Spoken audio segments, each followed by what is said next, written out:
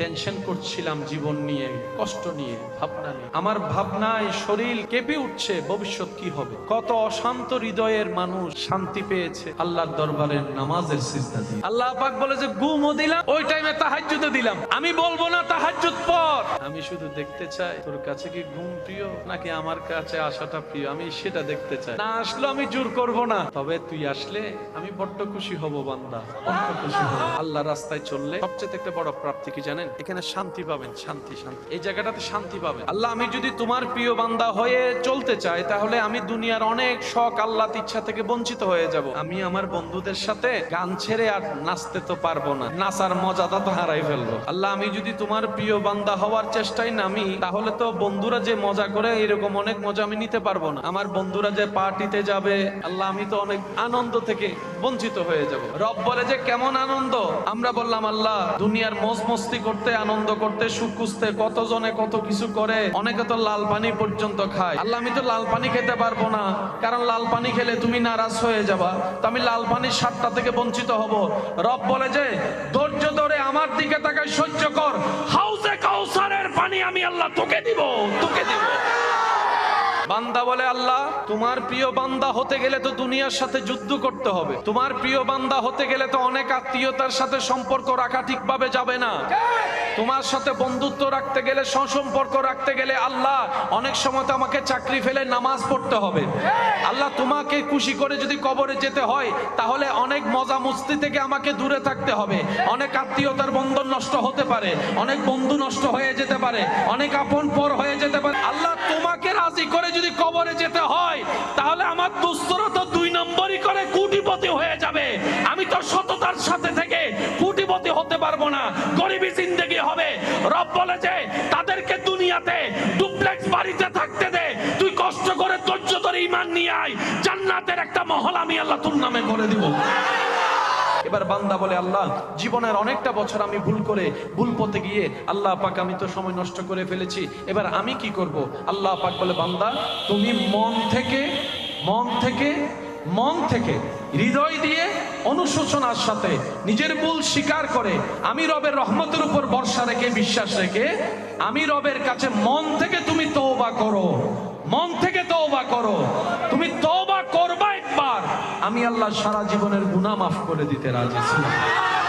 তাহলে সুযোগ আছে না নাই? এবার গুনাহ না মাফ হলো 35, 40, 45, 50 বছরের গুনাহ, কিন্তু সব তো করার সুযোগ হয় নাই, গুনাহ না মাফ হয়েছে। এবার বান্দা বলে আল্লাহ, 30, 35, 40, 50 বছর যে সময়টা চলে গেল, ওইটা যদি আমি বুঝতে পারতাম, সব করতে পারতাম। রব বলে যে আমার উপর আশা করে, আমার উপর ভরসা করে, সে কখনো লসে থাকতে পারে না, সে কখনো লসে থাকতে পারে না, তার কখনো লস হতে পারে না। আল্লাহ, তুমি এখন কি করবা? আমি তো জানি তোমার দয়া বিশাল, তোমার করুণা বিশাল, আমার গুনার চাইতে তোমার রহমত অনেক বিশাল। আমি আশাবাদী তোমার রহমতের দরবার থেকে সুন্দর কিছু ফয়সালার জন্য। রব বলে যে বান্দা, তুই টেনশন করিস না। যে ব্যক্তি গুনাহ করার পরে নিজের ভুল বুঝতে পেরে আমি রবের কাছে মন থেকে তওবা করে এবং সঠিকভাবে চলার চেষ্টা করে, ভুল করে তওবা করবে, বাকি জীবনে চেষ্টা করবে ভালো করে চলার জন্য, ফা ইন্নাল্লাহা ইয়াতুবু আলাইহি, আমি আল্লাহ তার তওবা কবুল করব, গুনাহ সব মাফ করে দিব। আল্লাহ, গুনাহ মাফ করলা, তো সময়গুলা তো কিছু কাজে যদি লাগানো যায়, দয়া করো। আল্লাহ পাক বলে যে গুনাহ করার পরে তওবা করবে, তওবা করে সৎ পথে চলার সর্বোচ্চ চেষ্টা করবে নিজের পক্ষ থেকে, এরপরে আমি আল্লাহর উপর ঈমানটা পরিপূর্ণ রাখবে এবং নেক আমল করার চেষ্টা যদি করে, আমি বান্দাকে দেখি আমার বান্দা তওবা করেছে, ভুল বুঝতে পেরেছে, ওই ভুলে আর যেতে চাই না মন থেকে, তারপরে সৎ পথে থাকার চেষ্টা করে, এমন কোন বান্দাকে যদি আমি করতে দেখি, আমি আল্লাহ ইউবাদদিলুল্লাহ, তার অতীতের যত গুনাহ মাফ করছি, সব গুনাহ পরিমাণ সওয়াব আমি আল্লাহ তার ডান কাঁধে লিখে দিব। আল্লাহ, তুমি কাদেরকে দিবা? রব বলে যে যারা দুনিয়াতে আমাকে খুশি করে চলবে। আল্লাহ, প্রত্যেক বান্দাই চায় তোমাকে খুশি করে চলতে।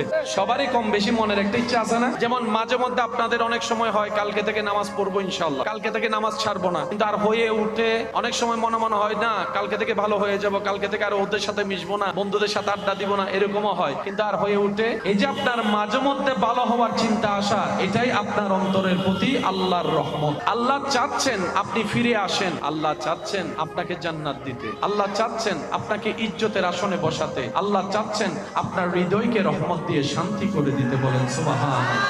মাঝে মধ্যে আল্লাহ তাআলা রহমত দিয়ে আমাদেরকে ডাকে, কিন্তু আমরা সেটা বুঝতে পারি না। তো আমাদের হায়াত তো দিন দিন শেষ হয়ে যাচ্ছে, বেশি দিন তো আর বাঁচবো, চাইলে তো বাঁচবো।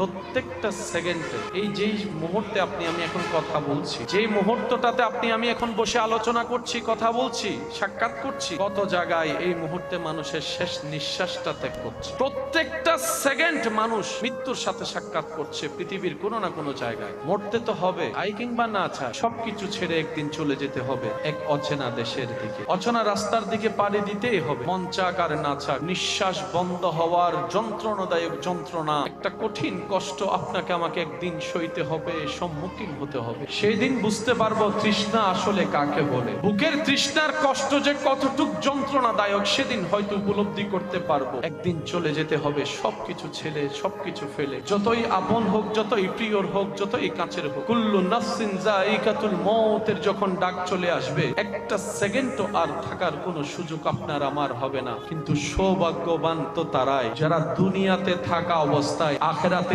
সেই চলন্ত রাস্তার মধ্যে আমলের নূর দিয়ে আলোকিত করে রাখে, ঈমানের নূর দিয়ে আলোকে রাস্তাকে আলোকিত করে রাখে। সুবহানাল্লাহ। ওই আলোটা এত প্রখর, দুনিয়া থেকে জান্নাত পর্যন্ত রাস্তা পুরোটাই আলোকিত হয়ে থাকে।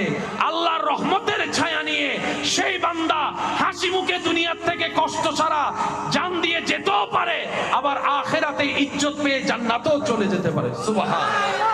বুদ্ধিমান তারা, আমরা বুদ্ধিমান নই, আমরা হচ্ছে চালাক টাইপের বোকা। অর্থাৎ আমাদের ভাব, বিহেভিয়ার, কথাবার্তা, চালচলন হচ্ছে আমাদের মতো বুদ্ধিমান, আমাদের মতো পণ্ডিত, আমাদের মতো চালাক পৃথিবীতে আর কেউ নাই। দিন শেষে যখন জীবনের হিসাবটা টান দিলাম, আমি আমার জায়গায়, আপনি আপনার জায়গায়, তখন দেখতে পাবেন আপনার আর আমার মতো বোকা, আপনার আর আমার মতো গাদা পৃথিবীতে দ্বিতীয় আর কেউ নাই।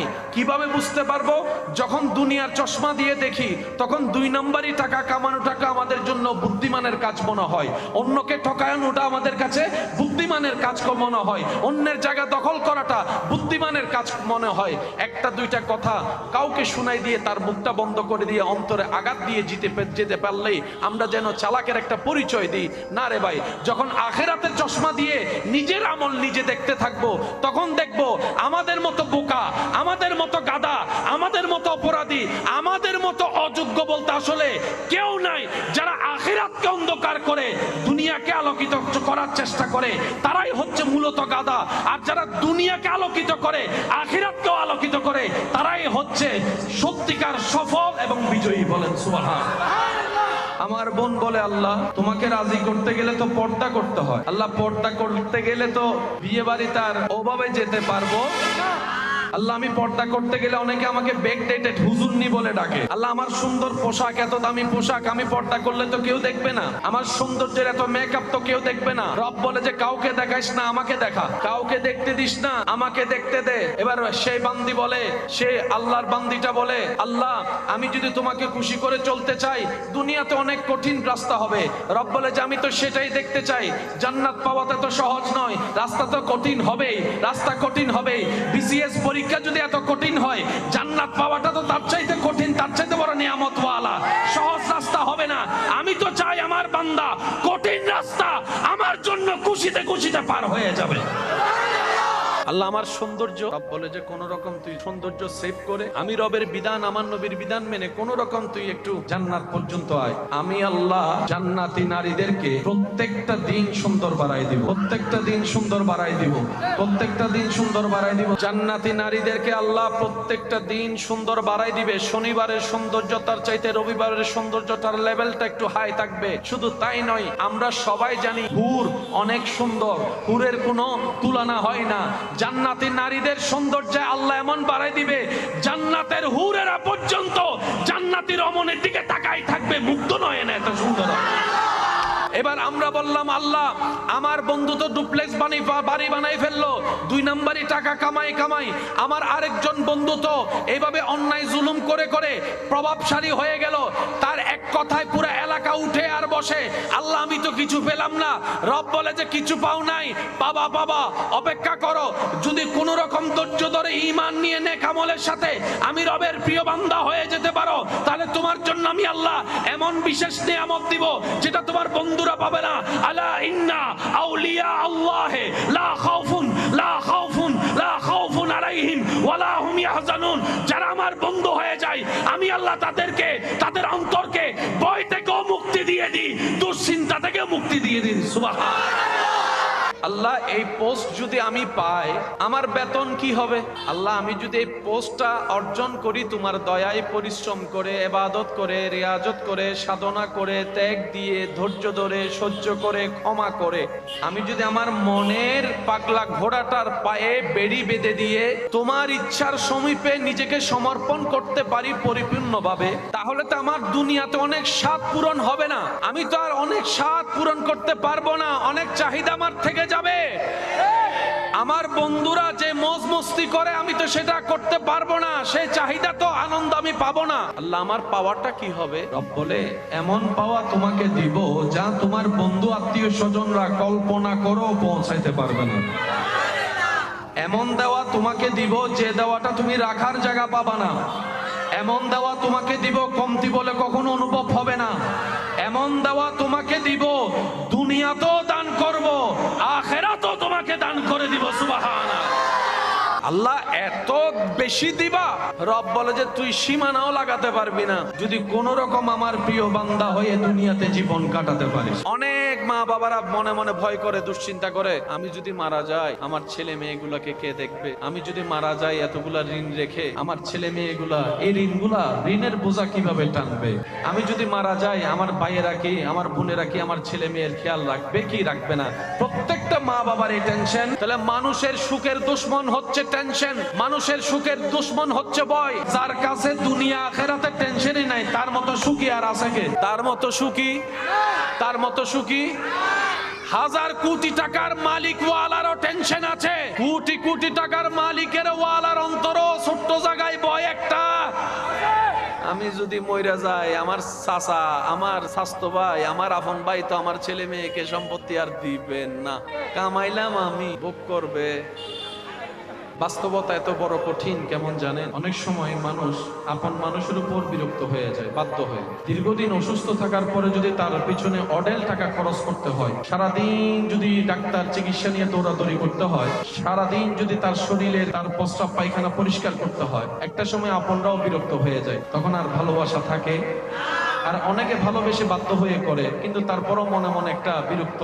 আর যখন তার পিছনে চিকিৎসার কাজে টাকা খরচ করতে করতে জায়গা বিক্রি করা লাগে, ফ্ল্যাট বিক্রি করা লাগে, গাড়ি বিক্রি করা লাগে, একটা সময় মানুষ বলেই ফেলে মরেও গেল, মাইরাও গেল, সব নিয়েও গেল, নিজেও চলে গেল। দুনিয়ার একটা নিয়ম, মানুষ সর্বদা বাঁচতে চায়, কিন্তু তাজ্জুব হয়ে যায়, অবাক হয়ে যায়। আমার মুরব্বীরা হয়তো অনেকে আমার সাথে একমত পোষণ করবে। অনেক সময় মুরব্বীরা উমরা করতে গেলে, হজে গেলে, আল্লাহর ঘরে গেলে, মদিনা শরীফে গেলে, এখান থেকে মানুষকে বলে ভাই দোয়া করিস আমার যেন আর আসতে না হয়, দোয়া করিস আমার যেন আর আসতে না হয়, দোয়া করিস আমার মৃত্যুটা যেন মক্কাতুল মুকাররমায় হয়ে যায়, দোয়া করিস আমার মৃত্যুটা যেন মদিনাতুল মুনাওয়ারায় হয়ে যায়। ভাই একটু দোয়া করিস আমার শেষ নিঃশ্বাসটা যেন আল্লাহর ঘর তাওয়াফ করতে করতে হয়ে যায়, আল্লাহর ঘর তাওয়াফ করতে হয়ে যায়। আমার জবানে থাকবে লাব্বাইক আল্লাহুম্মা লাব্বাইক, লাব্বাইক লা শারীকা লাক লাব্বাইক, ইন্নাল হামদা ওয়ান নি'মাতা লাকা ওয়াল মুলক লা শারীকা লাক লাব্বাইক। আশিকরা আওয়াজ দিয়ে বলেন লাব্বাইক আল্লাহুম্মা লাব্বাইক, লাব্বাইক লা শারীকা লাক লাব্বাইক, ইন্নাল হামদা ওয়ান নি'মাতা লাকা ওয়াল মুলক লা শারীকা লাক। দোয়া করিস রে ভাই যেন আমার মৃত্যুটা আল্লাহর ঘর দেখতে দেখতে তাওয়াফ করতে করতে হয়ে যায়। দোয়া করিস ভাই আমার মৃত্যুটা যেন আরফার ময়দানে হয়ে যায়, মুজদালিফাতে হয়ে যায়, মিনাতে হয়ে যায়। দোয়া করিস ভাই আমার মৃত্যুটা যেন ইহরামের কাফন পরা অবস্থায় হয়ে যায়। দোয়া করিস ভাই আমার মৃত্যুটা যেন আমার নবীর রওজা মুবারকের সামনে দাঁড়িয়ে আসসালাতু ওয়াসসালামু আলাইকা সাইয়্যিদি ইয়া রাসূলুল্লাহ, নবীকে সালাতু সালাম দেওয়া অবস্থায় হয়ে যায়। এক কথায় সবাই দুনিয়াতে বাঁচতে চায়, কিন্তু মক্কাতুল মুকাররমা মদিনাতুল মুনাওয়ারার কথাই আসলে মানুষ অনেকেই বলে ভাই দোয়া করিস আমার মৃত্যুটা যেন ওখানে হয়, ভাই দোয়া করিস আমার জানটা যেন ওখানে বের হয়। জগৎ অবাক হয়ে বলে সবাই সব জায়গায় বাঁচতে চায়, কিন্তু মুসলমানরা এমন করে কেন, মুসলমানরা এমন করে কেন? তখন মুসলমানরা উত্তর দেয়, আরে মুসলমানদেরকে তোমরা ব্রেন দিয়ে বুঝতে পারবে না। মুসলমানদেরকে বুঝতে গেলে একটা অন্তর দরকার, যে অন্তরে আদবে মুস্তাফা থাকতে হবে, যে অন্তরে আল্লাহর ভয় থাকতে হবে, যে অন্তরে আল্লাহর বিশ্বাস থাকতে হবে। মুসলমানদেরকে দিয়ে তো মুসলমানদেরকে থার্মোমিটার দিয়ে মাপা যায় না, মুসলমানদেরকে কম্পিউটার দিয়ে যাচাই বাছাই করা যায় না। সত্যিকার মুসলমানদেরকে হৃদয় দিয়ে বুঝতে হয়, হৃদয় দিয়ে ভালোবাসতে হয়, হৃদয় দিয়ে অনুভব করতে হয়। মুসলমানদের প্রেম তোমরা কল্পনা করতে পারবে না। মরণ তো একদিন আছে, কিন্তু আমার মরণটা যদি মক্কাতুল মুকাররমায় হয়, মদিনাতুল মুনাওয়ারা হয়, আল্লাহর রাস্তায় হয়, তাহলে আমার চাইতে বড় সার্থকতা সফল ব্যক্তি আর পৃথিবীতে কেউ থাকবেও না। সুবহানাল্লাহ। কিছু মরণে শান্তি আছে, মানুষ সবাই চাই বাঁচতে, মরতে কেউ। মানুষের একটা হ্যাবিট হচ্ছে আমরা বাঁচার জন্য যা দরকার তা করব। কোনো আপনজন যখন অসুস্থ হয়ে মেডিকেলে যায়, অনেক সময় এমনও শোনা যায় আশেপাশের কাছের মানুষগুলা বলে ডাক্তার সাহেব টাকা নিয়ে কোনো টেনশন করবেন না, যা লাগে তাই দিব, ওনাকে একটু বাঁচার ব্যবস্থা করেন। তখন ডাক্তার মহোদয় মুস্কি হেসে বলে ভাই এটা কোনো প্রাডো গাড়ি নয়, এটা কোনো মার্সিডিজ ব্র্যান্ডের গাড়ি নয়, কিংবা এটা কোনো লাক্সারি কোনো ফ্ল্যাট নয় যে টাকা দিবেন পাবেন, টাকা দিবেন পাবেন, এটা এই জায়গা নয়। এখানে টাকা দিয়ে হয় না, এখানে দোয়া দিয়ে হয়, রবের রহমত দিয়ে হয়।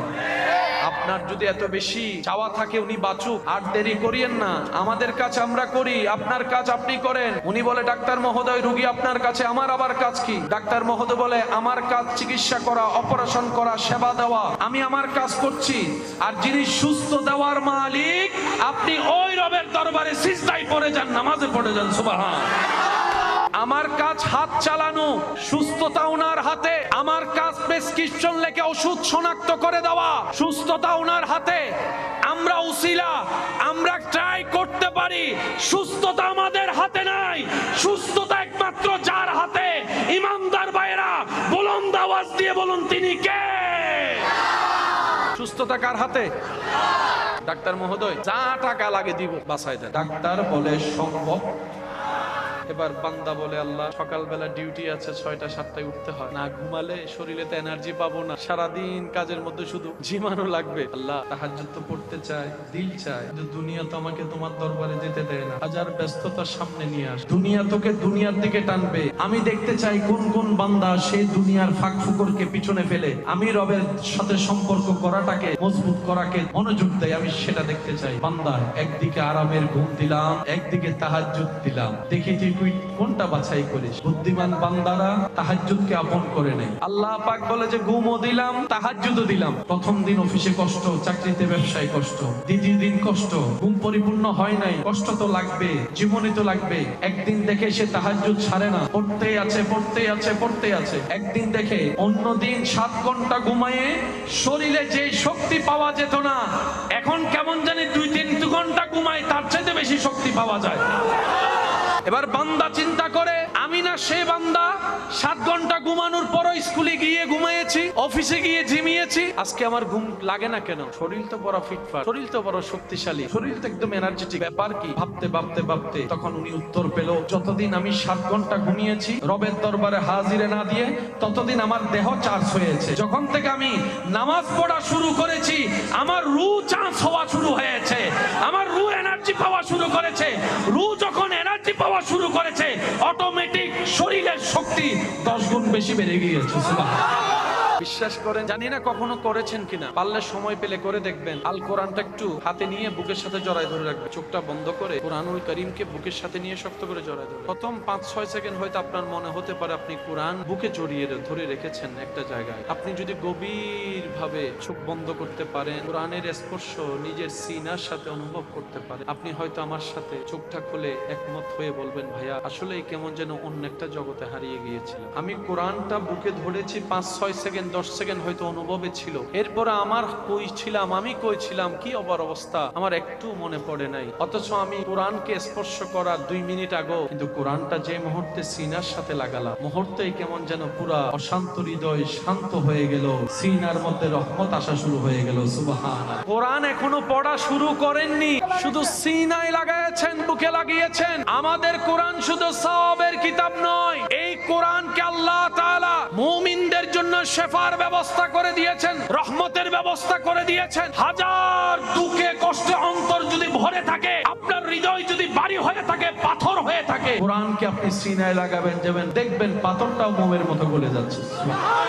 যারা করে দেখেছেন জীবনে, তারা হয়তো আমার কথার উপলব্ধিটা বুঝতে পারবে। অনুরোধ করব, হাজার ব্যস্ততার ভিতরে পারলে একটু চেষ্টা করবেন করে দেখার জন্য। মরণ সবার আছে একদিন সবাইকে চলে যেতে হবে, কি হবে না? ইচ্ছা করলেও যেতে হবে, না করলেও যেতে। মৃত্যুটা যদি আপনার এমন হয় যে আপনি মসজিদে ঢুকেছেন, আল্লাহর ঘরে আপনার মৃত্যু হয়েছে, তাহলে কেমন হয়? আপনার মৃত্যুটা যদি এমন অবস্থায় হয় আপনার শরীরটা আল্লাহর ঘর মসজিদের ভিতরে, আপনার প্রাণটা চলে গেল। আর যদি আপনার মৃত্যুটা এমন অবস্থা হয় আপনার শরীরটা আল্লাহর ঘর মসজিদের ভিতরে, আপনি দাঁড়িয়ে আছেন নামাজে, আপনার পজিশন হচ্ছে সিজদায়, কপালটা সিজদায়, নাকটা সিজদায়, হাতটা সিজদায়, রবের দরবারে সিজদা অবস্থায় যদি আপনার জানটা বের হয়ে যায়। কেউ তো মরতে চায় না, সবাই বাঁচতে চায়, কিন্তু যখন মরণের কথা চলে আসলো, আল্লাহর ঘর মসজিদের মধ্যে মৃত্যু হবে, মরণের কথা চলে আসলো, রবের দরবারে সিজদা অবস্থায় মৃত্যু হবে, তখন মুমিন বান্দার অন্তর বলে, মরতে যেহেতু একদিন হবে, থাকার তো সুযোগ নাই, আল্লাহ মৃত্যু যখন দিবা এইভাবে দিও, আমার দেহটা তোমার দরবারে নামাজে দাঁড়ায় থাকবে, মসজিদে দাঁড়ায় থাকবে, আমার কপালটা তোমার দরবারে সিজদায় লুটে পড়ে থাকবে। সুবহানাল্লাহ। এর চাইতে বড় ইজ্জতের মৃত্যু আর হতে পারে? এর চাইতে ইজ্জতের মৃত্যু হতে পারে? কোন মানুষ যদি স্বাভাবিকভাবে মারা যায়, তাকে কাফন পরানো হয় কি হয় না? যখন কাফন পরায়, গোসল দেওয়ার পরে তখন তার মুখ ঢেকে দেয়। গিট কয়টা দেয়? কবর দেওয়ার আগে একটা গিট, মুখটা কি থাকে? ঢাকা কাপড় দিয়ে মুখ কি থাকে?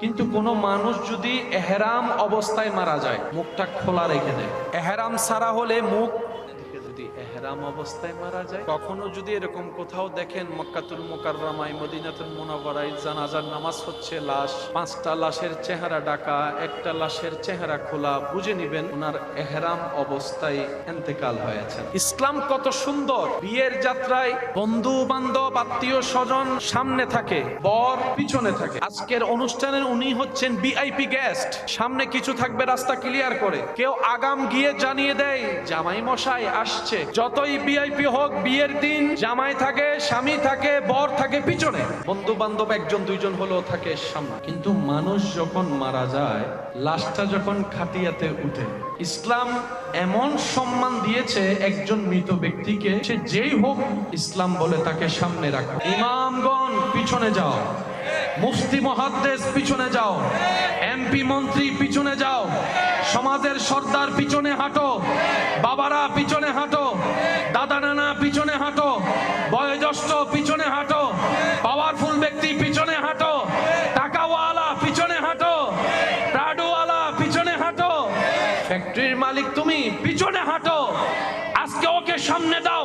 জগৎ বলে আমি এত বড় পাওয়ারফুল হওয়ার পরেও আমি পিছনে, কিন্তু একজন রিকশা চালক খাটিয়ে উঠার কারণে সামনে। ইসলাম তুমি যেহেতু মর্যাদা দিয়েছো, নিশ্চয় কোনো না কোনো কারণ তো আছে, কারণটা বড্ড জানতে ইচ্ছা করে।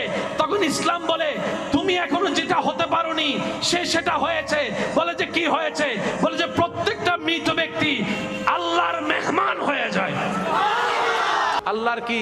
আল্লাহর মেহমানকে সামনে দাও। এ বক্তা পিছনে, এ আলোচক পিছনে, ও মার্সিডিজ ওয়ালা, ও এমপি, ও চেয়ারম্যান, ও আইফোন ওয়ালা, ও স্যামসাং ওয়ালা, ও ফ্ল্যাটবার্ডের মালিক, ও বাড়ির জমিদার, সামনে দাও, ওরে সামনে দাও। মালিক বলো আমার ঘরের দারোয়ান সারা জীবন আমার পিছনে হাঁটছে, আজকে কেন আমি পিছনে? তুমি এখনো রবের মেহমান হতে পারো নাই, সে রবের মেহমান হয়ে গিয়েছে। সুবহানাল্লাহ। আপনারা শুনলে তাজ্জুব হবেন, অবাক হবেন। অনেক অন্য ধর্মের মানুষ ইসলামের এই শেষ যাত্রা নিয়ে গবেষণা করে দেখে মুগ্ধ হয়ে অনেকেই কালিমা পড়ে মুসলমান হয়ে গিয়েছেন। প্রত্যেকটা দিন ইসলাম ধর্মে হাজার হাজার মানুষ স্বইচ্ছায় কালিমা পড়ে মুসলমান হচ্ছে। মুসলমানের সংখ্যা কেউ কমাতে পারবে না। চেষ্টাকারী চেষ্টা করেছে, করছে, করবে। এই শত্রুতা আজকের থেকে নয়, নিয়তের শত্রুতা এক, স্টাইল ভিন্ন হয়েছে। তবে জেনে রাখবেন, মনে রাখবেন, ইসলামকে ধ্বংস করা যাবে না, কোরআনকে ধ্বংস করা যাবে না, নবীর ইজ্জতকে ধ্বংস করা যাবে না, ইসলামকে ধ্বংস করা যাবে না। কারণ ইসলামের হেফাজতকারী, রক্ষাকারী স্বয়ং রব্বুল আলামিন নিজেই। দুই হাত তুলে দেখাই, বলেন ঠিক কিনা? অন্তরের অনেক কাছের মানুষও যদি মারা যায়, সেই বিরহের ব্যথা অন্তরে ঠিকই লাগে, চোখ দিয়ে অশ্রু জল নামে। একটা দুইটা দিন খাবার বন্ধ থাকলেও একটা সময় গিয়ে আবার স্বাভাবিক জীবনের খাওয়া দাওয়া চলাফেরা ঠিকই শুরু হয়ে যায়। এই পৃথিবীর বাস্তবতা, এই পৃথিবীর চিরসত্য নিয়ম যত দ্রুত মেনে অন্তরে বসিয়ে নেওয়া যায়, জীবন তত স্মুথ হয়, জীবন তত সহজ হয়, জীবন তত সুন্দর হয়। আর বর্ষাটা যখন বান্দার অন্তরে মহান রবের উপর থাকে আস্থা, বিশ্বাস, দিলটা যখন থাকে নবী রাহমাতুল লিল আলামিনের প্রেমে ভরপুর, জীবনের সময়গুলা যখন কাটে সাধ্যবর চেষ্টায়, নেক আমলে, ধৈর্য সাথী হয়ে থাকে, সহ্য তার জীবনের সঙ্গী হয়ে থাকে, মেনে নেওয়া, মানিয়ে নেওয়া যখন সে শিখে যায়, ওই বান্দার জন্য দুনিয়াটাও নিয়ামত হয়ে যায়, আখিরাতও নিয়ামত হয়ে যায়। সুবহানাল্লাহ। কিন্তু অনেকটা বছর তো আমাদের নষ্ট হয়ে গেল, অনেকটা বছর হাতছাড়া হয়ে গেল। এখন আমরা কি করব? এতদিন তো বুঝি নাই, এখন না বুঝতে পারছি আল্লাহর প্রিয় হওয়া ছাড়া কবরেও শান্তি নাই, হাসরেও ইজ্জত নাই, জান্নাতের স্বপ্ন দেখলেও কাজ হবে না।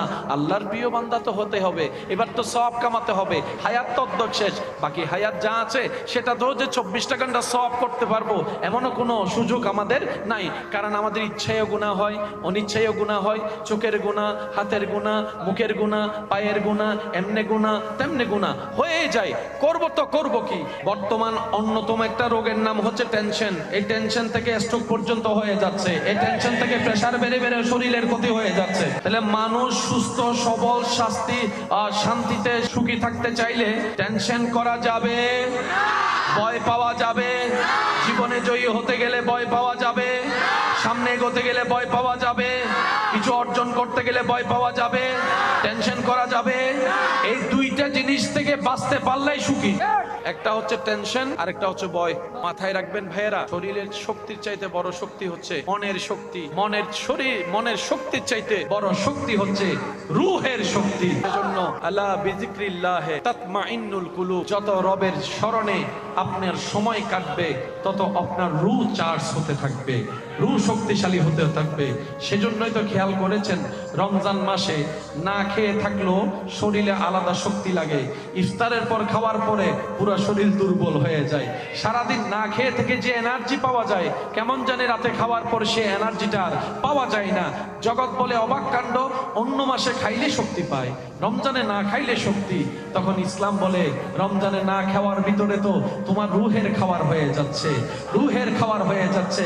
তোমার রূহ ভিতর থেকে যত শক্তিশালী হবে তত তুমি দুনিয়াতে টিকে থাকার মজবুত শক্তি পেয়ে যাবে। সুবহানাল্লাহ। আমার ভাই যারা উমরা করেছেন, হজ করেছেন, আপনারা জানেন কিংবা অনেক সময় দেখেছেন প্রত্যেক দিন 5 ওয়াক্তে আল্লাহর ঘর এবং মসজিদে নববীর নামাজের পরে জানাজার নামাজ পড়া হয়। প্রত্যেক দিন।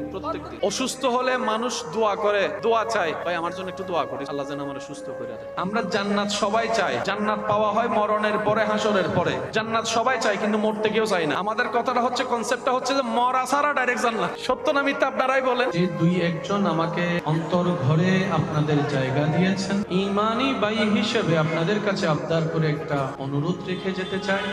আমরা যারা আল্লাহর প্রিয় বান্দা হবার ইচ্ছা অন্তরে রাখি, তাদের উদ্দেশ্যে জীবন চলার পথে বিপদ আপদ মুসিবত ছিল, আছে, থাকবে। জীবন থেকে, বিপদ থেকে, কষ্ট থেকে পালিয়ে যাওয়া কখনো সম্ভব। যতক্ষণ নিঃশ্বাস আছে, থাকবে, ততক্ষণ এগুলোর সাথে মোকাবেলা করতে হবে।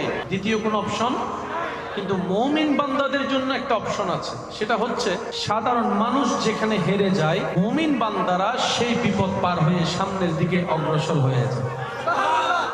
কারণ মুমিনদের অন্তরে ঈমানের আলো ধারা ভরপুর এবং রবের উপর সর্বোচ্চ বিশ্বাস। সে বলে এই দেওয়াল আমার পক্ষে পার হওয়া সম্ভব নয়, সত্য, কিন্তু আমি যেই রবের উপর বিশ্বাস করি সেই রব চাইলে সেকেন্ডের ভিতর আমি পার হয়ে যেতে পারবো। সুবহানাল্লাহ। সেজন্য সর্বদা বিশ্বাস ভরসা রাখতে হবে আল্লাহর উপর। জীবনে যাই আসুক যেমন আসুক, আপনার আমার জবান থেকে থাকবে শুধু একটা কথা, আলহামদুলিল্লাহ, আমার আল্লাহ যা করে তাই হবে। আমার আল্লাহর উপর ছেড়ে দিলাম, আমার আল্লাহর মর্জির উপর ছেড়ে দিলাম। আল্লাহ যেটা দিয়ে খুশি, আমি বান্দা সেটা পেয়ে খুশি হয়ে যাব। আল্লাহ যেটা করে খুশি, আমি সেটা দেখে খুশি হয়ে যাব। বলেন সুবহানাল্লাহ। ভরসা বিশ্বাস কার উপর?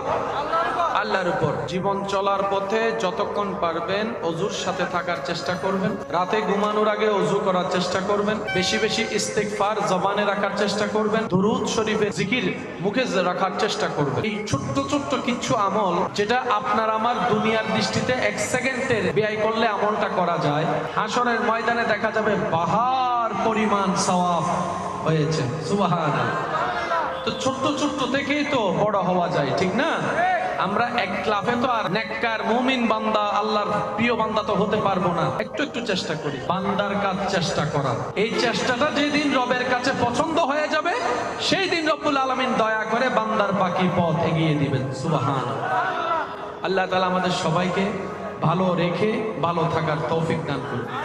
অন্যকে ভালো রাখা, এটার মধ্যে নিজের ভালো থাকাটা কিন্তু লুকায়িত। এই বুঝটা বুঝে আমাদেরকে চলার আল্লাহ তৌফিক দান করুক, আমিন। অন্যায় ভাবে যেন কারো কষ্টের কারণ না হয়, অন্যায় ভাবে যেন আমাদের জীবনটা কারো চোখের অভিশাপের পানির কারণ না হয়। আপনার আমার ছোট্ট ছোট্ট কথা যেগুলো আপনি আমি এক সেকেন্ডে বলে ফেলি, এটা অন্যের অন্তরে যে কি পরিমাণ আঘাত করে, রক্তের খনন করে, সেটা আমরা দেখতেও পাই না, বুঝতেও পাই না। তীরের আঘাত বাহির থেকে দেখা যায় বলে বোঝা যায় কতটুক ক্ষত হয়েছে। এর চাইতে মারাত্মক আঘাত এই জিহ্বা দিয়ে আমরা মানুষের অন্তরে দিয়ে থাকি। যতটুক পারবেন যত কম কথা বলা যায় চেষ্টা করতে হবে। এই পৃথিবীতে আল্লাহর প্রিয় বান্দাদের লিস্টিতে সর্বপ্রথম স্থান যাদের, ওনারা হচ্ছেন নবী রাসূলগণ।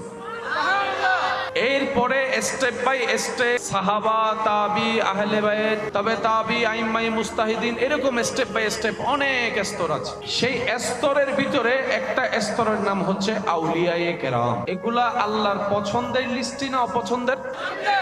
ওনাদের কর্মগুলা ছিল আল্লাহর পছন্দের, ওনাদের বলা চলা করা সব ছিল আল্লাহর পছন্দের। সেজন্য ওনারা লিস্টিতে পছন্দের তালিকায় স্থান পেয়েছে। মনে রাখবেন প্রিয় ভাইয়েরা, আল্লাহর প্রিয় বান্দার লিস্টিতে যতগুলা ক্যাটাগরি আছে তার মধ্যে নবী একটা অপশন, রাসূল একটা অপশন। আপনি আমি চাইলে কি নবী হতে পারবো? রাসূল হওয়ার কোনো সুযোগ আছে? সাহাবা হওয়ার কোনো চান্স আছে? আহলে বাইত হওয়ার কোনো সুযোগ আছে নিজের ইচ্ছায়?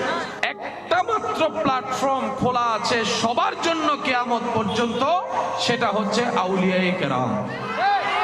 এই একটা অপশন সবার জন্য খোলা আছে, সবার জন্য। বড় ছোট, পুরুষ নারী, জওয়ান বুড়া, মুসলিম বান্দাদের, মুমিন বান্দাদের সর্ব বিষয়ে টিকে থাকার একটা ক্যাপাসিটি আছে না নাই? এই জাতি বদরের ময়দানেও টিকে থেকে দেখিয়েছে, উহুদের ময়দানের সম্মুখীন হয়েছে, এমনকি কারবালার ময়দানের মধ্যেও গিয়ে দেখিয়েছে, টিকে থেকে দেখিয়েছে। ডান হাত তুলে দেখায়, বলেন ঠিক কিনা? আমাদের সারা জীবনের জানা অজানা ইচ্ছাই অনিচ্ছাই করা সর্বপ্রকার কবিরা সগীরা গুনাহকে আল্লাহ তুমি মেহেরবানি করে মাফ করে দাও। আল্লাহ আমাদের মা বাবার গুনাহ মাফ করে দাও, দাদা দাদি নানা নানির গুনাহ মাফ করে দাও। আল্লাহ আমাদের সবাইকে তোমার প্রিয় বান্দা হওয়ার যোগ্যতা অর্জন করার তৌফিক দান। রব্বুল আলামিন, আমাদের জীবনে যে পরিমাণ গুনাহ আছে আল্লাহ, যে পরিমাণ অপকর্ম আমাদের জীবনের সাথে সম্পৃক্ত আছে আল্লাহ, অতীতের অনেক ভুল মানুষের ভবিষ্যৎ জীবনকে নষ্ট করে দেয়। আল্লাহ, দুনিয়ার জীবন নষ্ট হলে কোন রকম সেরে যায়, কিন্তু হাসর নষ্ট হয়ে গেলে তো আল্লাহ আমাদের কোনো উপায় থাকবে না। আল্লাহ, তুমি দয়া করে তোমার রহমান রহিম নামের উসিলায় আল্লাহ মেহেরবানি করে আমাদের উপর নারাজ না হয়ে আমাদের অতীতের করা সমস্ত কবিরা সগীরা গুনাহকে আল্লাহ তুমি মেহেরবানি করে মাফ করে দাও। আল্লাহ, গুনার কারণে যত আযাব যত সমস্যার সম্মুখীন হয় আমরা জানি। আল্লাহ, আমরা নিজেদের কর্ম দোষে নিজেরাই সাজা পাচ্ছি। আল্লাহ, প্রত্যেকটা পরিবারে তুমি শান্তির ব্যবস্থা করে দাও। আল্লাহ, ভাই ভাইয়ের মধ্যে, ভাই বোনের মধ্যে দূরত্ব মিটিয়ে বন্ধুত্ব বানিয়ে দাও। আল্লাহ, বড়রা যেন ছোটদেরকে স্নেহ করতে পারে, ছোটরা যেন বড়দেরকে ইজ্জতে রাখতে পারে, সে তৌফিক দান করো। আল্লাহ, স্বামী স্ত্রীর বন্ধনকে তুমি মজবুত বানিয়ে দাও। আল্লাহ, স্বামী স্ত্রীর মধ্যখানে যে শয়তানের ওয়াসওয়াসা থাকে, প্রত্যেকটা স্বামী স্ত্রীকে ওই বুঝটা বুঝে একজন আরেকজনকে ভুল না বুঝার তুমি তৌফিক দান করো। আল্লাহ, যারা অভাবে আছেন, আল্লাহ মেহেরবানি করে অভাব থেকে মুক্তির ব্যবস্থা করে দাও। আল্লাহ, যাদের ঋণ আছে, আল্লাহ ঋণ দেওয়ার সহজ ব্যবস্থা তুমি করে দাও। রব্বুল আলামিন, আমার ভাই বোন যারা পড়ালেখায় আছেন, পড়ালেখায় করছেন, পরীক্ষা দিচ্ছেন, আল্লাহ আমার ভাই বোনদেরকে জীবনের সফলতা হওয়ার জন্য যা দরকার সেই সফলতার তুমি ব্যবস্থা করে দাও। আল্লাহ, আগামী দিনের পরীক্ষাগুলোকে তুমি সহজ করে দাও। মুখস্থ শক্তিকে তুমি বাড়িয়ে দাও। আল্লাহ, বোঝার ক্ষমতা তুমি বাড়িয়ে দাও। আল্লাহ, আমার প্রত্যেকটা যুবক যুবতী ভাই বোনদেরকে জীবন চলার পথে আপন আপন মা বাবার মান সম্মান ইজ্জত রক্ষা করে চলার সিদ্ধান্ত নেওয়ার তুমি তৌফিক দান করো। আল্লাহ, যারা অসুস্থ আছেন তাদেরকে তুমি হযরত আইয়ুব নবীর সদকায় আল্লাহ তুমি তাদেরকে সুস্থতার ব্যবস্থা করে দাও। রব্বুল আলামিন, আমাদের সকলের দোয়া ফরিয়াদ তুমি কবুল করো।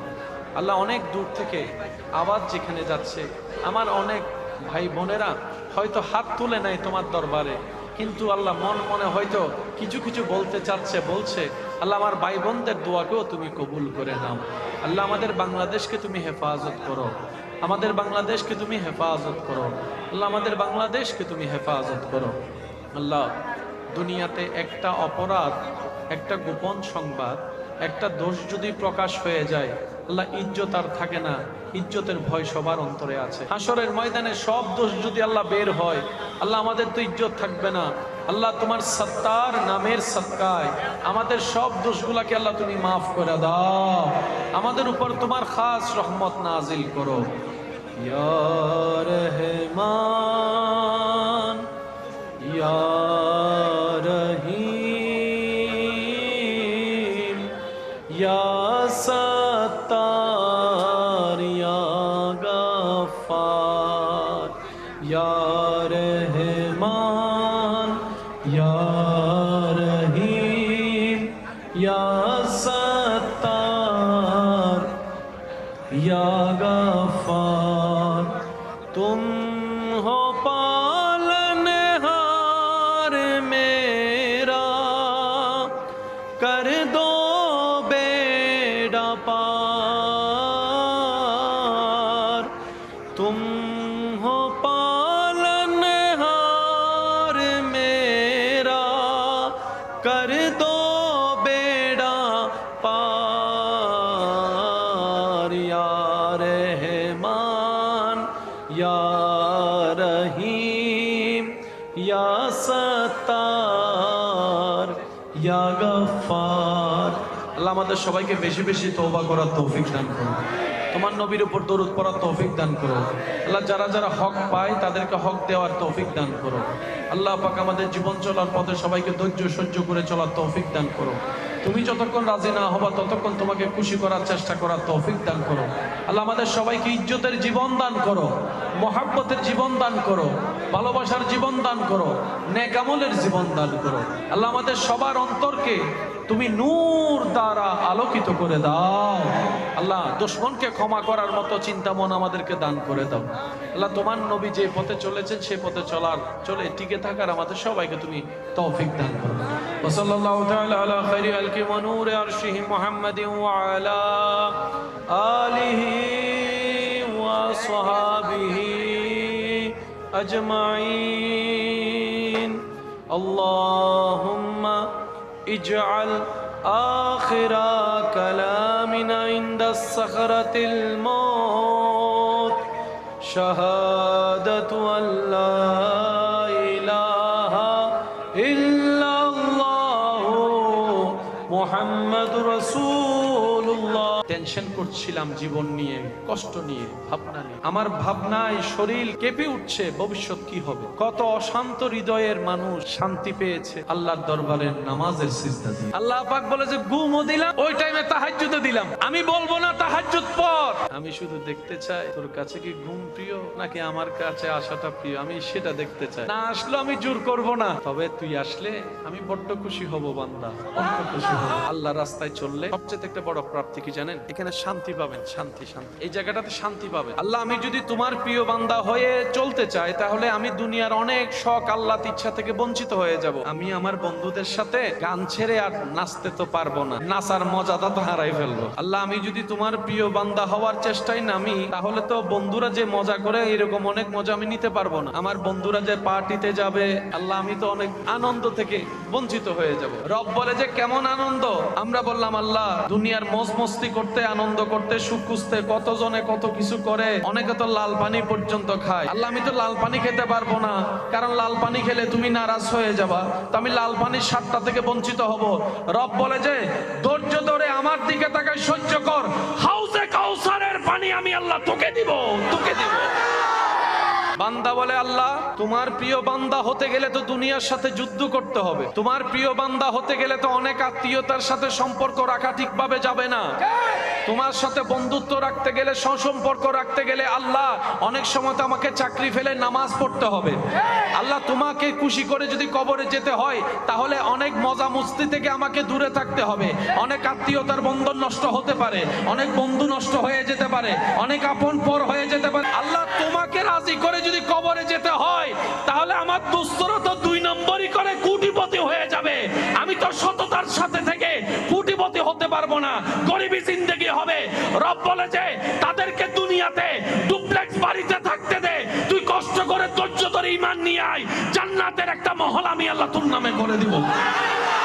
এবার বান্দা বলে আল্লাহ, জীবনের অনেকটা বছর আমি ভুল পথে গিয়ে আল্লাহ পাক আমি তো সময় নষ্ট করে ফেলেছি, এবার আমি কি করব? আল্লাহ পাক বলে বান্দা, তুমি মন থেকে হৃদয় দিয়ে অনুশোচনার সাথে নিজের ভুল স্বীকার করে আমি রবের রহমতের উপর ভরসা রেখে, বিশ্বাস রেখে আমি রবের কাছে মন থেকে তুমি তওবা করো, মন থেকে তওবা করো। তুমি তওবা করবা একবার, আমি আল্লাহ সারা জীবনের গুনাহ মাফ করে দিতে রাজি আছি। তাহলে সুযোগ আছে না নাই? এবার গুনাহ না মাফ হলো 35, 40, 45, 50 বছরের গুনাহ, কিন্তু সব তো করার সুযোগ হয় নাই, গুনাহ না মাফ হয়েছে। এবার বান্দা বলে আল্লাহ, 30, 35, 40, 50 বছর যে সময়টা চলে গেল, ওইটা যদি আমি বুঝতে পারতাম, সব করতে পারতাম। রব বলে যে আমার উপর আশা করে, আমার উপর ভরসা করে, সে কখনো লসে থাকতে পারে না, সে কখনো লসে থাকতে পারে না, তার কখনো লস হতে পারে না। আল্লাহ, তুমি এখন কি করবা? আমি তো জানি তোমার দয়া বিশাল, তোমার করুণা বিশাল, আমার গুনার চাইতে তোমার রহমত অনেক বিশাল। আমি আশাবাদী তোমার রহমতের দরবার থেকে সুন্দর কিছু ফয়সালার জন্য। রব বলে যে বান্দা, তুই টেনশন করিস না। যে ব্যক্তি গুনাহ করার পরে নিজের ভুল বুঝতে পেরে আমি রবের কাছে মন থেকে তওবা করে এবং সঠিকভাবে চলার চেষ্টা করে, ভুল করে তওবা করবে, বাকি জীবনে চেষ্টা করবে ভালো করে চলার জন্য, ফাইন্নাল্লাহা ইয়াতুবু আলাইহি, আমি আল্লাহ তার তওবা কবুল করব, গুনাহ সব মাফ করে দিব। আল্লাহ, গুনাহ মাফ করলা তো সময়গুলা তো কিছু কাজে যদি লাগানো যায়, দয়া করো। আল্লাহ পাক বলে যে গুনাহ করার পরে তওবা করবে, তওবা করে সৎ পথে চলার সর্বোচ্চ চেষ্টা করবে নিজের পক্ষ থেকে, এরপরে আমি আল্লাহর উপর ঈমানটা পরিপূর্ণ রাখবে এবং নেক আমল করার চেষ্টা যদি করে, আমি বান্দাকে দেখি আমার বান্দা তওবা করেছে, ভুল বুঝতে পেরেছে, ওই ভুল আর যেতে চাই না মন থেকে, তারপরে সৎ পথে থাকার চেষ্টা করে, এমন কোন বান্দাকে যদি আমি করতে দেখি, আমি আল্লাহ ইউবাদদিলুল্লাহ, তার অতীতের যত গুনাহ মাফ করছি সব গুনাহ পরিমাণ সওয়াব আমি আল্লাহ তার ডান কাঁধে লিখে দিব। আল্লাহ, তুমি কাদেরকে দিবা? রব বলে যে যারা দুনিয়াতে আমাকে খুশি করে চলবে। আল্লাহ, প্রত্যেক বান্দাই চায় তোমাকে খুশি করে চলতে, সবারই কম বেশি মনের একটা ইচ্ছা আছে না? যেমন মাঝে মধ্যে আপনাদের অনেক সময় হয় কালকে থেকে নামাজ পড়বো ইনশাআল্লাহ, কালকে থেকে নামাজ ছাড়বো না, কিন্তু আর হয়ে উঠে অনেক সময় মনে হয় না কালকে থেকে ভালো হয়ে যাব, কালকে থেকে আর ওদের সাথে মিশবো না, বন্ধুদের সাথে আড্ডা দিব না, এরকমও হয়, কিন্তু আর হয়ে উঠে। এই যে আপনার মাঝে মধ্যে ভালো হওয়ার চিন্তা আসা, এটাই আপনার অন্তরের প্রতি আল্লাহর রহমত। আল্লাহ চাচ্ছেন আপনি ফিরে আসেন, আল্লাহ চাচ্ছেন আপনাকে জান্নাত দিতে, আল্লাহ চাচ্ছেন আপনাকে ইজ্জতের আসনে বসাতে, আল্লাহ চাচ্ছেন আপনার হৃদয়কে রহমত দিয়ে শান্তি করে দিতে। বলেন সুবহানাল্লাহ। মাঝে মধ্যে আল্লাহ তাআলা রহমত দিয়ে আমাদেরকে ডাকে, কিন্তু আমরা সেটা বুঝতে পারি না। তো আমাদের হায়াত তো দিন দিন শেষ হয়ে যাচ্ছে, বেশি দিন তো আর বাঁচবো, চাইলে তো বাঁচবো, প্রত্যেকটা সেকেন্ডে, এই যেই মুহূর্তে আপনি আমি এখন কথা বলছি, যেই মুহূর্তটাতে আপনি আমি এখন বসে আলোচনা করছি, কথা বলছি, সাক্ষাৎ করছি, কত জায়গায় এই মুহূর্তে মানুষের শেষ নিঃশ্বাসটা ত্যাগ করছে। প্রত্যেকটা সেকেন্ড মানুষ মৃত্যুর সাথে সাক্ষাৎ করছে পৃথিবীর কোনো না কোনো জায়গায়। মরতে তো হবে, আই কিংবা না চায়, সবকিছু ছেড়ে একদিন চলে যেতে হবে এক অচেনা দেশের দিকে, অচেনা রাস্তার দিকে পাড়ি দিতেই হবে। মন চাক আর না চাক, নিঃশ্বাস বন্ধ হওয়ার যন্ত্রণাদায়ক যন্ত্রণা, একটা কঠিন কষ্ট আপনাকে আমাকে একদিন সইতে হবে, সম্মুখীন হতে হবে। সেই দিন বুঝতে পারবো তৃষ্ণা আসলে কাকে বলে, বুকের তৃষ্ণার কষ্ট যে কতটুক যন্ত্রণাদায়ক, সেদিন হয়তো উপলব্ধি করতে পারবো। একদিন চলে যেতে হবে সবকিছু ছেড়ে, সবকিছু ফেলে, যতই আপন হোক, যতই প্রিয়র হোক, যতই কাছের হোক। কুল্লু নাফসিন যায়িকাতুল মউতের যখন ডাক চলে আসবে, একটা সেকেন্ডও আর থাকার কোনো সুযোগ আপনার আমার হবে না। কিন্তু সৌভাগ্যবান তো তারাই যারা দুনিয়াতে থাকা অবস্থায় আখিরাতের সেই চলন্ত রাস্তার মধ্যে আমলের নূর দিয়ে আলোকিত করে রাখে, ঈমানের নূর দিয়ে আলোকে রাস্তাকে আলোকিত করে রাখে। সুবহানাল্লাহ। ওই আলোটা এত প্রখর, দুনিয়া থেকে জান্নাত পর্যন্ত রাস্তা পুরোটাই আলোকিত হয়ে থাকে আল্লাহর রহমতের ছায়া নিয়ে। সেই বান্দা হাসি মুখে দুনিয়ার থেকে কষ্ট ছাড়া জান দিয়ে যেতেও পারে, আবার আখিরাতে ইজ্জত পেয়ে জান্নাতেও চলে যেতে পারে। সুবহানাল্লাহ। বুদ্ধিমান তারা, আমরা বুদ্ধিমান নই, আমরা হচ্ছে চালাক টাইপের বোকা। অর্থাৎ আমাদের ভাব, বিহেভিয়ার, কথাবার্তা, চালচলন হচ্ছে আমাদের মতো বুদ্ধিমান, আমাদের মতো পণ্ডিত, আমাদের মতো চালাক পৃথিবীতে আর কেউ নাই। দিন শেষে যখন জীবনের হিসাবটা টান দিলাম, আমি আমার জায়গায়, আপনি আপনার জায়গায়, তখন দেখতে পাবেন আপনার আর আমার মতো বোকা, আপনার আর আমার মতো গাদা পৃথিবীতে দ্বিতীয় আর কেউ নাই। কিভাবে বুঝতে পারবো?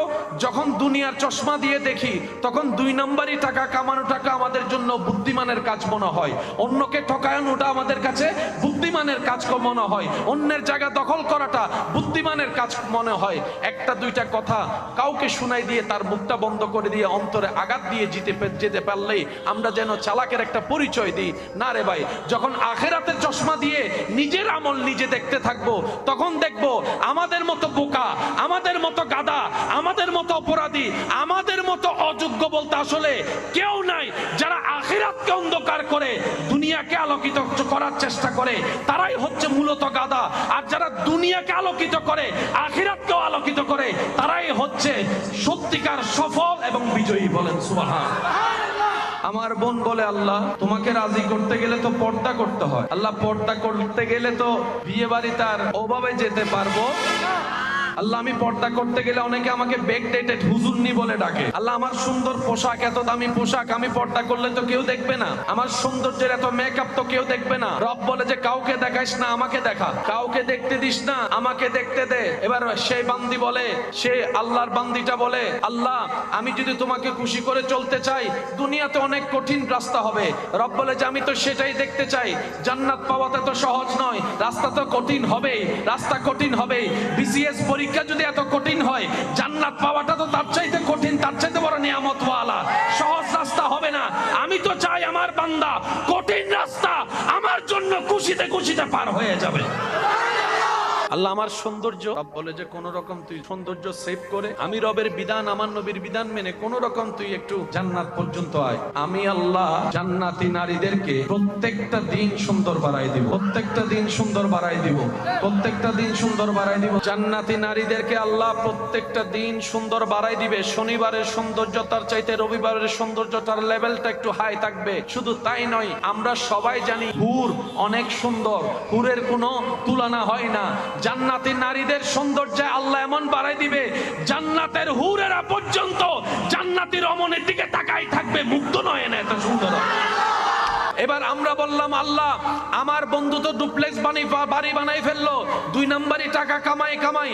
আমার আরেকজন বন্ধু তো এইভাবে অন্যায় জুলুম করে করে প্রভাবশালী হয়ে গেল, তার এক কথায় পুরো এলাকা উঠে আর বসে। আল্লাহ আমি তো কিছু পেলাম না। রব বলে যে কিছু পাও নাই, পাবা, অপেক্ষা করো। যদি কোন রকম ধৈর্য ধরে ঈমান নিয়ে নেক আমলের সাথে আমি রবের প্রিয় বান্দা হয়ে যেতে পারো, তাহলে তোমার জন্য আমি আল্লাহ এমন বিশেষ নিয়ামত দিব যেটা তোমার বন্ধুরা পাবে না। আলা ইন্না আউলিয়া আল্লাহ লা খাউফুন আলাইহিম ওয়ালা হুম ইয়াহজানুন। যারা আমার বন্ধু হয়ে যায়, আমি আল্লাহ তাদেরকে, তাদের অন্তরকে দুশ্চিন্তা থেকে মুক্তি দিয়ে দিন। সুবহানাল্লাহ।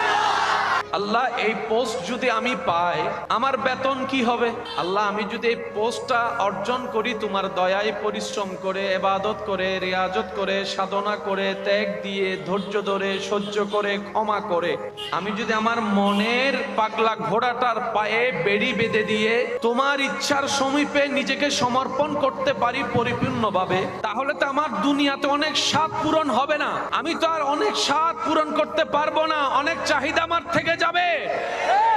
আমার বন্ধুরা যে মজ মস্তি করে আমি তো সেটা করতে পারবো না, সেই চাহিদা তো আনন্দ আমি পাবো না। আল্লাহ, আমার পাওয়াটা কি হবে? রব বলে, এমন পাওয়া তোমাকে দিব যা তোমার বন্ধু আত্মীয় স্বজনরা কল্পনা করেও পৌঁছাইতে পারবে না। এমন দেওয়া তোমাকে দিব যে দেওয়াটা তুমি রাখার জায়গা পাবা না। এমন দেওয়া তোমাকে দিব কমতি বলে কখনো অনুভব হবে না। এমন দেওয়া তোমাকে দিব দুনিয়াতেও দান করব, আখিরাতেও তোমাকে দান করে দিব। সুবহানাল্লাহ। আল্লাহ, এত বেশি দিবা? রব বলে যে তুই সীমানাও লাগাতে পারবি না যদি কোন রকম আমার প্রিয় বান্দা হয়ে দুনিয়াতে জীবন কাটাতে পারিস। অনেক মা বাবারা মনে মনে ভয় করে, দুশ্চিন্তা করে, আমি যদি মারা যাই আমার ছেলে মেয়েগুলাকে কে দেখবে? আমি যদি মারা যাই এতগুলা ঋণ রেখে আমার ছেলে মেয়েগুলা এই ঋণের বোঝা কিভাবে টানবে? আমি যদি মারা যাই আমার ভাইয়েরা কি, আমার বোনেরা কি আমার ছেলে মেয়ের খেয়াল রাখবে কি রাখবে না? প্রত্যেকটা মা বাবার এই টেনশন। তাহলে মানুষের সুখের দুশ্মন হচ্ছে টেনশন, মানুষের সুখের দুশ্মন হচ্ছে ভয়। যার কাছে দুনিয়া আখিরাতে টেনশনই নাই তার মতো সুখী আর আছে কে? তার মতো সুখী হাজার কোটি টাকার মালিক ওয়ালারও টেনশন আছে, কোটি কোটি টাকার মালিকের ওয়ালার অন্তরও ছোট্ট জায়গায় ভয় একটা। আমি যদি মইরা যাই আমার চাচা, আমার স্বাস্থ্য ভাই, আমার আপন ভাই তো আমার ছেলে মেয়েকে সম্পত্তি আর দিবেন না। কামাইলাম আমি, ভোগ করবে।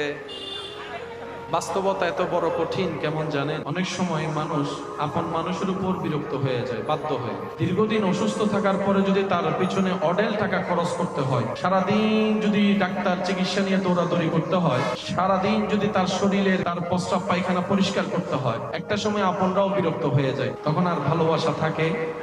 আর অনেকে ভালোবেসে বাধ্য হয়ে করে, কিন্তু তারপরও মনে মনে একটা বিরক্ত।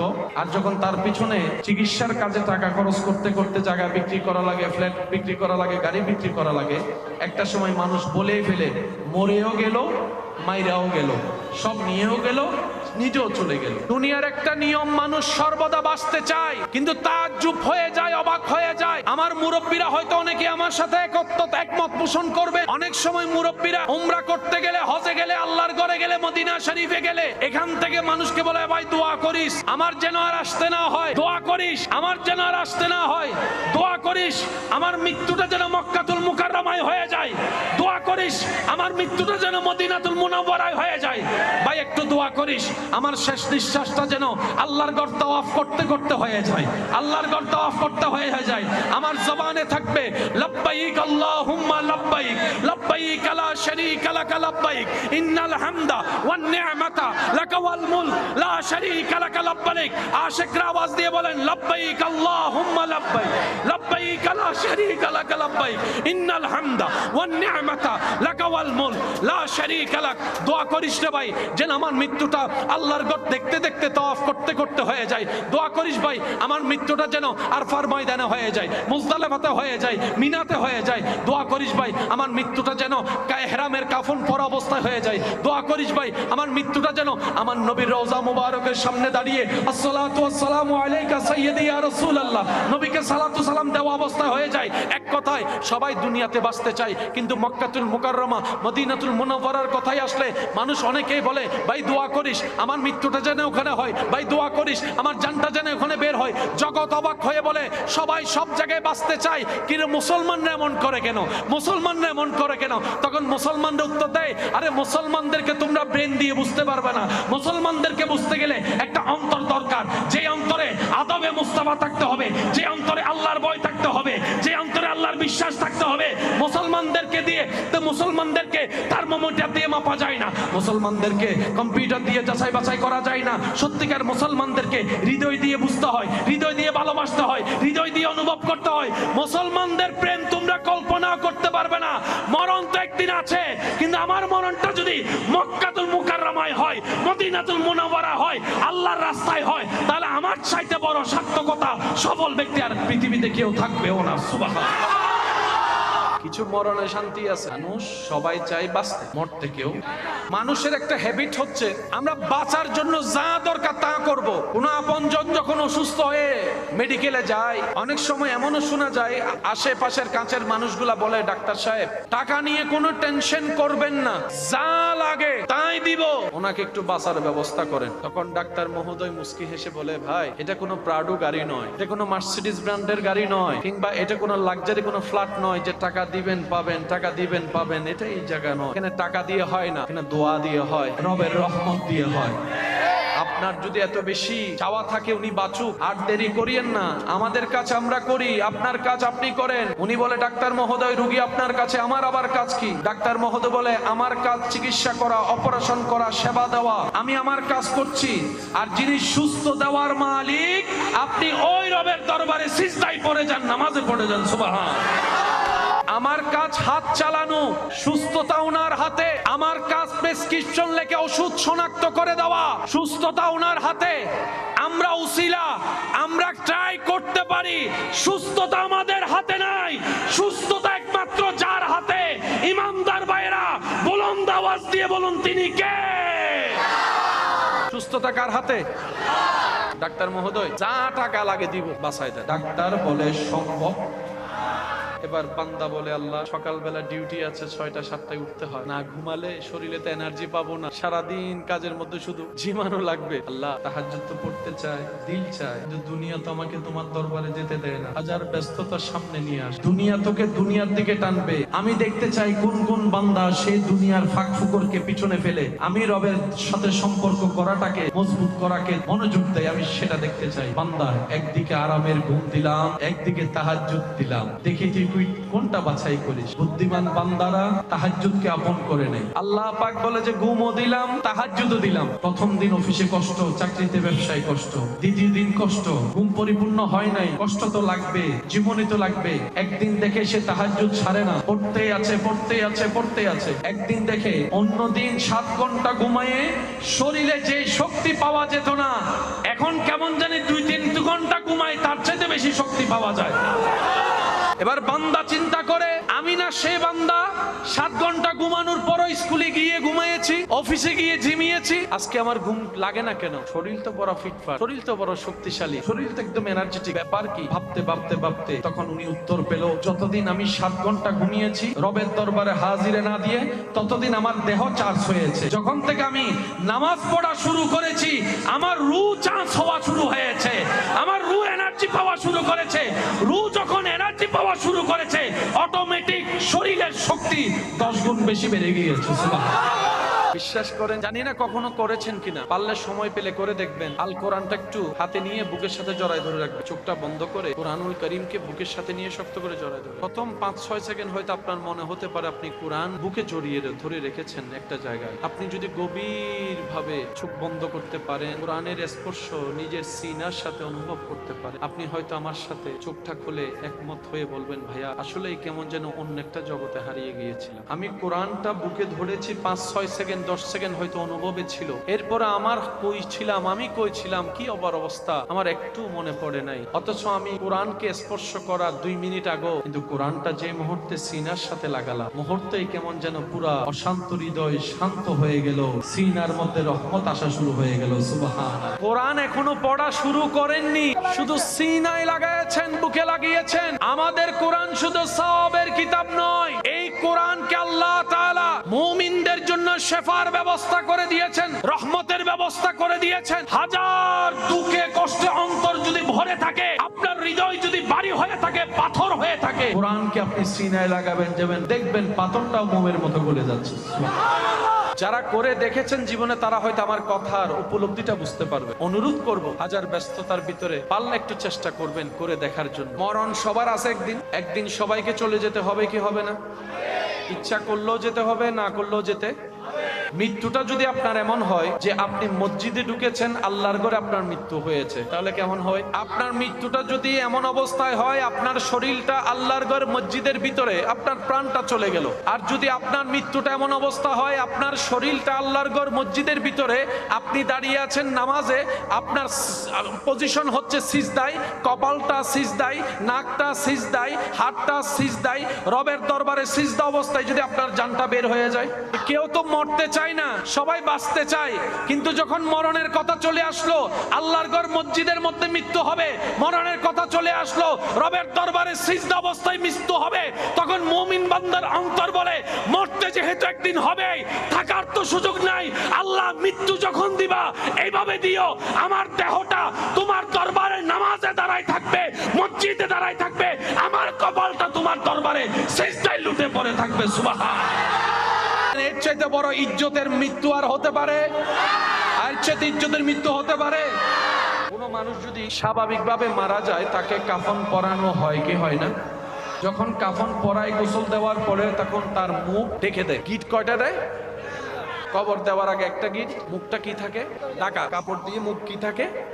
কিন্তু কোন মানুষ যদি এহরাম অবস্থায় মারা যায় মুখটা খোলা রেখে দেয়। এহরাম ছাড়া হলে মুখ, যদি এহরাম অবস্থায় মারা যায়, কখনো যদি এরকম কোথাও দেখেন মক্কাতুল মুকাররমায়, মদিনাতুল মুনাওয়ারায় জানাজার নামাজ হচ্ছে, লাশ, 5টা লাশের চেহারা ঢাকা, একটা লাশের চেহারা খোলা, বুঝে নিবেন ওনার এহরাম অবস্থায় ইন্তেকাল হয়েছে। ইসলাম কত সুন্দর! বিয়ের যাত্রায় বন্ধু বান্ধব আত্মীয় স্বজন সামনে থাকে, বর পিছনে থাকে। আজকের অনুষ্ঠানের উনি হচ্ছেন ভিআইপি গেস্ট, সামনে কিছু থাকবে রাস্তা ক্লিয়ার করে, কেউ আগাম গিয়ে জানিয়ে দেয় জামাই মশাই আসছে। যতই ভিআইপি হোক, বিয়ের দিন জামাই থাকে, স্বামী থাকে, বর থাকে পিছনে, বন্ধু বান্ধব একজন দুইজন হলেও থাকে সামনে। কিন্তু মানুষ যখন মারা যায়, লাশটা যখন খাটিয়াতে উঠে, ইসলাম এমন সম্মান দিয়েছে একজন মৃত ব্যক্তিকে, সে যেই হোক, ইসলাম বলে তাকে সামনে রাখো। ইমামগণ পিছনে যাও, মুফতি মুহাদ্দিস পিছনে যাও, এমপি মন্ত্রী পিছনে যাও, সমাজের সর্দার পিছনে হাঁটো, বাবারা পিছনে হাঁটো, দাদা নানা পিছনে হাঁটো, বয়োজ্যেষ্ঠ পিছনে হাঁটো, পাওয়ারফুল ব্যক্তি পিছনে হাঁটো, টাকাওয়ালা পিছনে হাঁটো, প্রাডওয়ালা পিছনে হাঁটো, ফ্যাক্টরির মালিক তুমি পিছনে হাঁটো। আজকে ওকে সামনে দাও। জগৎ বলে আমি এত বড় পাওয়ারফুল হওয়ার পরেও আমি পিছনে, কিন্তু একজন রিকশা চালক খাটিয়ে উঠার কারণে সামনে। ইসলাম তুমি যেহেতু মর্যাদা দিয়েছো, নিশ্চয় কোনো না কোনো কারণ তো আছে, কারণটা বড্ড জানতে ইচ্ছা করে। তখন ইসলাম বলে তুমি এখনো যেটা হতে পারোনি, সে সেটা হয়েছে। বলে যে কি হয়েছে? বলে যে প্রত্যেকটা মৃত ব্যক্তি আল্লাহর মেহমান হয়ে যায়। আল্লাহর কি? আল্লাহর মেহমানকে সামনে দাও। এ বক্তা পিছনে, এ আলোচক পিছনে, ও মার্সিডিজ ওয়ালা, ও এমপি, ও চেয়ারম্যান, ও আইফোন ওয়ালা, ও স্যামসাং ওয়ালা, ও ফ্ল্যাটবার্ডের মালিক, ও বাড়ির জমিদার, সামনে দাও, ওরে সামনে দাও। মালিক বলো আমার ঘরের দারোয়ান, সারা জীবন আমার পিছনে হাঁটছে, আজকে কেন আমি পিছনে? কয় তুমি এখনো রবের মেহমান হতে পারো নাই, সে রবের মেহমান হয়ে গিয়েছে। সুবহানাল্লাহ। আপনারা শুনলে তাজ্জুব হবেন, অবাক হবেন। অনেক অন্য ধর্মের মানুষ ইসলামের এই শেষ যাত্রা নিয়ে গবেষণা করে দেখে মুগ্ধ হয়ে অনেকেই কালিমা পড়ে মুসলমান হয়ে গিয়েছেন।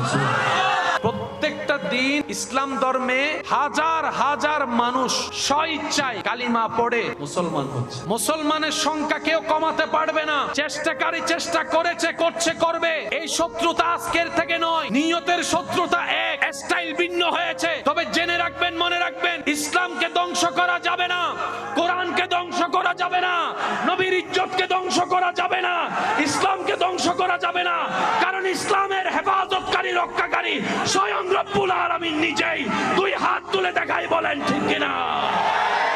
অন্তরের অনেক কাছের মানুষও যদি মারা যায়, সেই বিরহের ব্যথা অন্তরে ঠিকই লাগে, চোখ দিয়ে অশ্রু জল নামে। একটা দুইটা দিন খাবার বন্ধ থাকলেও একটা সময় গিয়ে আবার স্বাভাবিক জীবনের খাওয়া দাওয়া চলাফেরা ঠিকই শুরু হয়ে যায়। এই পৃথিবীর বাস্তবতা, এই পৃথিবীর চিরসত্য নিয়ম যত দ্রুত মেনে অন্তরে বসিয়ে নেওয়া যায়, জীবন তত স্মুথ হয়, জীবন তত সহজ হয়, জীবন তত সুন্দর হয়। আর বর্ষাটা যখন বান্দার অন্তরে মহান রবের উপর থাকে আস্থা বিশ্বাস, দিলটা যখন থাকে নবী রাহমাতুল লিল আলামিনের প্রেমে ভরপুর, জীবনের সময়গুলা যখন কাটে সাধ্যবর চেষ্টায় নেক আমলে, ধৈর্য সাথী হয়ে থাকে, সহ্য তার জীবনের সঙ্গী হয়ে থাকে, মেনে নেওয়া মানিয়ে নেওয়া যখন সে শিখে যায়, ওই বান্দার জন্য দুনিয়াটাও নিয়ামত হয়ে যায়, আখিরাতও নিয়ামত হয়ে যায়। সুবহানাল্লাহ। কিন্তু অনেকটা বছর তো আমাদের নষ্ট হয়ে গেল, অনেকটা বছর হাতছাড়া হয়ে গেল। এখন আমরা কি করব? এতদিন তো বুঝি নাই, এখন না বুঝতে পারছি আল্লাহর প্রিয় হওয়া ছাড়া কবরেও শান্তি নাই, হাসরেও ইজ্জত নাই, জান্নাতের স্বপ্ন দেখলেও কাজ হবে না। আল্লাহর প্রিয় বান্দা তো হতে হবে, এবার তো সওয়াব কামাতে হবে। হায়াত তো অর্ধেক শেষ, বাকি হায়াত যা আছে সেটা তো যে 24টা ঘন্টা সওয়াব করতে পারবো এমনও কোনো সুযোগ আমাদের নাই। কারণ আমাদের ইচ্ছায়ও গুনাহ হয়, অনিচ্ছায়ও গুনাহ হয়, চোখের গুনাহ, হাতের গুনাহ, মুখের গুনাহ, পায়ের গুনাহ, এমনে গুনাহ তেমনে গুনাহ হয়ে যায়। করব তো করব কি? বর্তমান অন্যতম একটা রোগের নাম হচ্ছে টেনশন। এই টেনশন থেকে স্ট্রোক পর্যন্ত হয়ে যাচ্ছে, এই টেনশন থেকে প্রেসার বেড়ে বেড়ে শরীরের ক্ষতি হয়ে যাচ্ছে। তাহলে মানুষ সুস্থ সবল শান্তিতে সুখী থাকতে চাইলে টেনশন করা যাবে, ভয় পাওয়া যাবে, জীবনে জয়ী হতে গেলে ভয় পাওয়া যাবে, সামনে এগোতে গেলে ভয় পাওয়া যাবে, কিছু অর্জন করতে গেলে ভয় পাওয়া যাবে, টেনশন করা যাবে। এই দুইটা জিনিস থেকে বাঁচতে পারলেই সুখী। একটা হচ্ছে টেনশন, আরেকটা হচ্ছে ভয়। মাথায় রাখবেন ভাইয়েরা, শরীরের শক্তির চাইতে বড় শক্তি হচ্ছে মনের শক্তি। মনের শক্তির চাইতে বড় শক্তি হচ্ছে রূহের শক্তি। এজন্য আলা বিযিক্রিল্লাহি তাতমাইন্নুল কুলুব, যত রবের স্মরণে আপনার সময় কাটবে তত আপনার রূহ চার্জ হতে থাকবে, রূহ শক্তিশালী হতে থাকবে। সেজন্যই তো খেয়াল করেছেন রমজান মাসে না খেয়ে থাকলেও শরীরে আলাদা শক্তি লাগে, ইফতারের পর খাওয়ার পরে পুরো শরীর দুর্বল হয়ে যায়। সারাদিন না খেয়ে থেকে যে এনার্জি পাওয়া যায়, কেমন জানি রাতে খাওয়ার পর সে এনার্জিটা আর পাওয়া যায় না। জগৎ বলে অবাক কাণ্ড, অন্য মাসে খাইলে শক্তি পায়, রমজানে না খাইলে শক্তি। তখন ইসলাম বলে রমজানে না খাওয়ার ভিতরে তো তোমার রূহের খাবার হয়ে যাচ্ছে, রূহের খাবার হয়ে যাচ্ছে। তোমার রূহ ভিতর থেকে যত শক্তিশালী হবে তত তুমি দুনিয়াতে টিকে থাকার মজবুত শক্তি পেয়ে যাবে। সুবহানাল্লাহ। আমার ভাই যারা উমরা করেছেন, হজ করেছেন, আপনারা জানেন কিংবা অনেক সময় দেখেছেন প্রত্যেক দিন 5 ওয়াক্তে আল্লাহর ঘর এবং মসজিদে নববীর নামাজের পরে জানাজার নামাজ পড়া হয়। প্রত্যেক দিন। অসুস্থ হলে মানুষ দোয়া করে, দোয়া চায়, ভাই আমার জন্য একটু দোয়া করিস, আল্লাহ যেন আমার সুস্থ করে দেয়। আমরা জান্নাত সবাই চাই, জান্নাত পাওয়া হয় মরণের পরে, হাসরের পরে। জান্নাত সবাই চাই, কিন্তু মরতে কেউ চায় না। আমাদের কথাটা হচ্ছে, কনসেপ্টটা হচ্ছে যে মরা ছাড়া ডাইরেক্ট জান্নাত। সত্য না মিথ্যা আপনারাই বলেন। যে 2-1 আমাকে অন্তর ঘরে আপনাদের জায়গা দিয়েছেন, ঈমানি ভাই হিসেবে আপনাদের কাছে আবদার করে একটা অনুরোধ রেখে যেতে চাই। আমরা যারা আল্লাহর প্রিয় বান্দা হবার ইচ্ছা অন্তরে রাখি, তাদের উদ্দেশ্য জীবন চলার পথে বিপদ আপদ মুসিবত ছিল, আছে, থাকবে। জীবন থেকে, বিপদ থেকে, কষ্ট থেকে পালিয়ে যাওয়া কখনো সম্ভব। যতক্ষণ নিঃশ্বাস আছে থাকবে ততক্ষণ এগুলোর সাথে মোকাবেলা করতে হবে। দ্বিতীয় কোনো অপশন কিন্তু মুমিন বান্দাদের জন্য একটা অপশন আছে, সেটা হচ্ছে সাধারণ মানুষ যেখানে হেরে যায়, মুমিন বান্দারা সেই বিপদ পার হয়ে সামনের দিকে অগ্রসর হয়ে যায়। কারণ মুমিনদের অন্তরে ঈমানের আলো ধারা ভরপুর এবং রবের উপর সর্বোচ্চ বিশ্বাস। সে বলে এই দেওয়াল আমার পক্ষে পার হওয়া সম্ভব নয়, সত্য, কিন্তু আমি যেই রবের উপর বিশ্বাস করি সেই রব চাইলে সেকেন্ডের ভিতরে আমি পার হয়ে যেতে পারবো। সেজন্য সর্বদা বিশ্বাস ভরসা রাখতে হবে আল্লাহর উপর। জীবনে যাই আসুক, যেমন আসুক, আপনার আমার জবান থেকে থাকবে শুধু একটা কথা, আলহামদুলিল্লাহ, আমার আল্লাহ যা করে তাই হবে। আমার আল্লাহর উপর ছেড়ে দিলাম, আমার আল্লাহর মর্জির উপর ছেড়ে দিলাম। আল্লাহ যেটা দিয়ে খুশি, আমি বান্দা সেটা পেয়ে খুশি হয়ে যাব। আল্লাহ যেটা করে খুশি, আমি সেটা দেখে খুশি হয়ে যাব। বলেন সুবহানাল্লাহ। বর্ষা বিশ্বাস কার উপর? আল্লাহর উপর। জীবন চলার পথে যতক্ষণ পারবেন অজুর সাথে থাকার চেষ্টা করবেন, রাতে ঘুমানোর আগে অজু করার চেষ্টা করবেন, বেশি বেশি ইস্তিগফার জবানে রাখার চেষ্টা করবেন, দুরূদ শরীফে জিকির মুখে রাখার চেষ্টা করবেন। এই ছোট্ট ছোট্ট কিছু আমল যেটা আপনার আমার দুনিয়ার দৃষ্টিতে 1 সেকেন্ডের ব্যয় করলে আমলটা করা যায়, হাসরের ময়দানে দেখা যাবে পাহাড় পরিমাণ সওয়াব হয়েছে। সুবহানাল্লাহ। তো ছোট্ট ছোট্ট থেকেই তো বড় হওয়া যায়, ঠিক না? আমরা এক ক্লাফে তো আর নেককার মুমিন বান্দা আল্লাহর প্রিয় বান্দা তো হতে পারবো না। একটু একটু চেষ্টা করি, বান্দার কাজ চেষ্টা করা। এই চেষ্টাটা যেদিন রবের কাছে পছন্দ হয়ে যাবে সেই দিন রব্বুল আলামিন দয়া করে বান্দার বাকি পথ এগিয়ে দিবেন। সুবহানাল্লাহ। আল্লাহ তাআলা আমাদের সবাইকে ভালো রেখে ভালো থাকার তৌফিক দান করুন। অন্যকে ভালো রাখা, এটার মধ্যে নিজের ভালো থাকাটা কিন্তু লুকায়িত। এই বুঝটা বুঝে আমাদেরকে চলার আল্লাহ তৌফিক দান করুক, আমিন। অন্যায় ভাবে যেন কারো কষ্টের কারণ না হয়, অন্যায় ভাবে যেন আমাদের জীবনটা কারো চোখের অভিশাপের পানির কারণ না হয়। আপনার আমার ছোট্ট ছোট্ট কথা যেগুলো আপনি আমি 1 সেকেন্ডে বলে ফেলি, এটা অন্যের অন্তরে যে কি পরিমাণ আঘাত করে, রক্তের খনন করে, সেটা আমরা দেখতেও পাই না, বুঝতেও পাই না। তীরের আঘাত বাহির থেকে দেখা যায় বলে বোঝা যায় কতটুক ক্ষত হয়েছে। এর চাইতে মারাত্মক আঘাত এই জিহ্বা দিয়ে আমরা মানুষের অন্তরে দিয়ে থাকি। যতটুক পারবেন যত কম কথা বলা যায় চেষ্টা করতে হবে। এই পৃথিবীতে আল্লাহর প্রিয় বান্দাদের লিস্টিতে সর্বপ্রথম স্থান যাদের, ওনারা হচ্ছেন নবী রাসূলগণ। এরপরে স্টেপ বাই স্টেপ সাহাবা, তাবি, আহলে বাইত, তবে তাবি, আইম্মাই মুস্তাহিদিন, এরকম স্টেপ বাই স্টেপ অনেক স্তর আছে। সেই স্তরের ভিতরে একটা স্তরের নাম হচ্ছে আউলিয়ায়ে কেরাম। এগুলা আল্লাহর পছন্দের লিস্টি না অপছন্দের? ওনাদের কর্মগুলা ছিল আল্লাহর পছন্দের, ওনাদের বলা চলা করা সব ছিল আল্লাহর পছন্দের। সেজন্য ওনারা লিস্টিতে পছন্দের তালিকায় স্থান পেয়েছে। মনে রাখবেন প্রিয় ভাইয়েরা, আল্লাহর প্রিয় বান্দার লিস্টিতে যতগুলা ক্যাটাগরি আছে তোর মধ্যে নবী একটা অপশন, রাসূল একটা অপশন। আপনি আমি চাইলে কি নবী হতে পারবো? রাসূল হওয়ার কোনো সুযোগ আছে? সাহাবা হওয়ার কোনো চান্স আছে? আহলে বাইত হওয়ার কোনো সুযোগ আছে নিজের ইচ্ছায়? একটা মাত্র প্ল্যাটফর্ম খোলা আছে সবার জন্য কিয়ামত পর্যন্ত, সেটা হচ্ছে আউলিয়ায়ে কেরাম। এই একটা অপশন সবার জন্য খোলা আছে, সবার জন্য। বড় ছোট, পুরুষ নারী, জওয়ান বুড়া, মুসলিম বান্দাদের, মুমিন বান্দাদের সর্ব বিষয়ে টিকে থাকার একটা ক্যাপাসিটি আছে না নাই?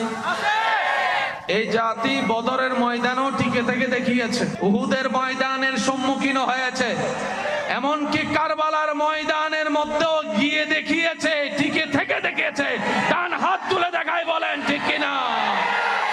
আমাদের সারা জীবনের জানা অজানা, ইচ্ছাই অনিচ্ছাই করা সর্বপ্রকার কবিরা সগীরা গুনাহকে আল্লাহ তুমি মেহেরবানি করে মাফ করে দাও। আল্লাহ আমাদের মা বাবার গুনাহ মাফ করে দাও, দাদা দাদি নানা নানির গুনাহ মাফ করে দাও। আল্লাহ আমাদের সবাইকে তোমার প্রিয় বান্দা হওয়ার যোগ্যতা অর্জন করার তৌফিক দান। রব্বুল আলামিন, আমাদের জীবনে যে পরিমাণ গুনাহ আছে আল্লাহ, যে পরিমাণ অপকর্ম আমাদের জীবনের সাথে সম্পৃক্ত আছে আল্লাহ, অতীতের অনেক ভুল মানুষের ভবিষ্যৎ জীবনকে নষ্ট করে দেয়। আল্লাহ, দুনিয়ার জীবন নষ্ট হলে কোন রকম সেরে যায়, কিন্তু হাসর নষ্ট হয়ে গেলে তো আল্লাহ আমাদের কোনো উপায় থাকবে না। আল্লাহ, তুমি দয়া করে তোমার রহমান রহিম নামের উসিলায় আল্লাহ মেহেরবানি করে আমাদের উপর নারাজ না হয়ে আমাদের অতীতের করা সমস্ত কবিরা সগীরা গুনাহকে আল্লাহ তুমি মেহেরবানি করে মাফ করে দাও। আল্লাহ, গুনার কারণে যত আযাব, যত সমস্যার সম্মুখীন হয় আমরা জানি। আল্লাহ, আমরা নিজেদের কর্ম দোষে নিজেরাই সাজা পাচ্ছি। আল্লাহ, প্রত্যেকটা পরিবারে তুমি শান্তির ব্যবস্থা করে দাও। আল্লাহ, ভাই ভাইয়ের মধ্যে, ভাই বোনের মধ্যে দূরত্ব মিটিয়ে বন্ধুত্ব বানিয়ে দাও। আল্লাহ, বড়রা যেন ছোটদেরকে স্নেহ করতে পারে, ছোটরা যেন বড়দেরকে ইজ্জতে রাখতে পারে, সে তৌফিক দান করো। আল্লাহ, স্বামী স্ত্রীর বন্ধনকে তুমি মজবুত বানিয়ে দাও। আল্লাহ, স্বামী স্ত্রীর মধ্যখানে যে শয়তানের ওয়াসওয়াসা থাকে, প্রত্যেকটা স্বামী স্ত্রীকে ওই বুঝটা বুঝে একজন আরেকজনকে ভুল না বুঝার তুমি তৌফিক দান করো। আল্লাহ, যারা অভাবে আছেন আল্লাহ মেহেরবানি করে অভাব থেকে মুক্তির ব্যবস্থা করে দাও। আল্লাহ, যাদের ঋণ আছে আল্লাহ ঋণ দেওয়ার সহজ ব্যবস্থা তুমি করে দাও। রব্বুল আলামিন, আমার ভাই বোন যারা পড়ালেখায় আছেন, পড়ালেখায় করছেন, পরীক্ষা দিচ্ছেন, আল্লাহ আমার ভাই বোনদেরকে জীবনের সফলতা হওয়ার জন্য যা দরকার সেই সফলতার তুমি ব্যবস্থা করে দাও। আল্লাহ আগামী দিনের পরীক্ষাগুলোকে তুমি সহজ করে দাও, মুখস্থ শক্তিকে তুমি বাড়িয়ে দাও, আল্লাহ বুঝার ক্ষমতা তুমি বাড়িয়ে দাও। আল্লাহ আমার প্রত্যেকটা যুবক যুবতী ভাই বোনদেরকে জীবন চলার পথে আপন আপন মা বাবার মান সম্মান ইজ্জত রক্ষা করে চলার সিদ্ধান্ত নেওয়ার তুমি তৌফিক দান করো। আল্লাহ যারা অসুস্থ আছেন তাদেরকে তুমি হযরত আইয়ুব নবীর সদকায় আল্লাহ তুমি তাদেরকে সুস্থতার ব্যবস্থা করে দাও। রব্বুল আলামিন আমাদের সকলের দোয়া ফরিয়াদ তুমি কবুল করো। আল্লাহ অনেক দূর থেকে আওয়াজ যেখানে যাচ্ছে, আমার অনেক ভাই বোনেরা হয়তো হাত তুলে নাই তোমার দরবারে, কিন্তু আল্লাহ মন মনে হয়তো কিছু কিছু বলতে চাচ্ছে, বলছে। আল্লাহ আমার ভাই বোনদের দোয়াকেও তুমি কবুল করে নাও। আল্লাহ আমাদের বাংলাদেশকে তুমি হেফাজত করো, আমাদের বাংলাদেশকে তুমি হেফাজত করো। আল্লাহ আমাদের বাংলাদেশকে তুমি হেফাজত করো। আল্লাহ দুনিয়াতে একটা অপরাধ, একটা গোপন সংবাদ, একটা দোষ যদি প্রকাশ হয়ে যায়, আল্লাহ ইজ্জত আর থাকে না। ইজ্জতের ভয় সবার অন্তরে আছে। হাসরের ময়দানে সব দোষ যদি আল্লাহ বের হয়, আল্লাহ আমাদের তো ইজ্জত থাকবে না। আল্লাহ তোমার সত্তার নামের সদকায় আমাদের সব দোষগুলাকে আল্লাহ তুমি মাফ করে দাও, আমাদের উপর তোমার খাস রহমত নাজিল করো। ইয়া রহমান ইয়া রহিম ইয়া সত্তার ইয়া গফফার ইয়া রহমান ইয়া রহিম ইয়া সত্তার ইয়া গফফার। तुम हो पालनहार मेरा, कर दो बेड़ा पार। तुम हो पालनहार मेरा, कर दो बेड़ा पार। या रहमान या रहीम या सत्ताর ইয়া গফফার। আল্লাহ আমাদের সবাইকে বেশি বেশি তওবা করার তৌফিক দান করো, তোমার নবীর উপর দরুদ পড়ার তৌফিক দান করো। আল্লাহ যারা যারা হক পায় তাদেরকে হক দেওয়ার তৌফিক দান করো। আল্লাহ পাক আমাদের জীবন চলার পথে সবাইকে ধৈর্য সহ্য করে চলার তৌফিক দান করো। তুমি যতক্ষণ রাজি না হবা ততক্ষণ তোমাকে খুশি করার চেষ্টা করার তৌফিক দান করো। আল্লাহ আমাদের সবাইকে ইজ্জতের জীবন দান করো, মহাব্বতের জীবন দান করো, ভালোবাসার জীবন দান করো, নেক আমলের জীবন দান করো। আল্লাহ আমাদের সবার অন্তরকে তুমি নূর দ্বারা আলোকিত করে দাও। আল্লাহ দুশমনকে ক্ষমা করার মতো চিন্তা মন আমাদেরকে দান করে দাও। আল্লাহ তোমার নবী যে পথে চলেছেন সেই পথে চলে টিকে থাকার আমাদের সবাইকে তুমি তৌফিক দান করো। ওয়া সাল্লাল্লাহু তাআলা আলা খায়রি আলকি ওয়া নূরি আরশিহি মুহাম্মাদিন ওয়া আলা আলিহি ওয়া সাহাবিহি আজমাইন। আল্লাহুম্মা اجعل آخر كلامنا عند الصخرة الموت شهادة أن لا